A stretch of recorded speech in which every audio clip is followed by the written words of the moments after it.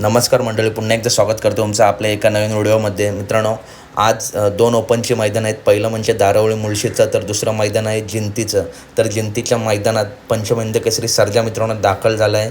आणि मित्रांनो, खूप बैलगाडा प्रेमींची इच्छा होती की जे सर्जाचे नवीन मालक आहेत पैलवान अभिजित भैया पवार यांनी सरांच्या नावाने एकदा तरी सर्जाला पळवावा. परंतु मित्रांनो, आज एक चांगला आणि बैलगाडा प्रेमींना आनंद होईल असा निर्णय पैलवान अभिजित भैया पवार यांनी घेतला आहे. ते सुद्धा दिलदार मानाचे आहेत. त्यांनी आज सर्जा आणि साई मित्रांनो, साईसुद्धा रणजित सरांकडे आधी होता.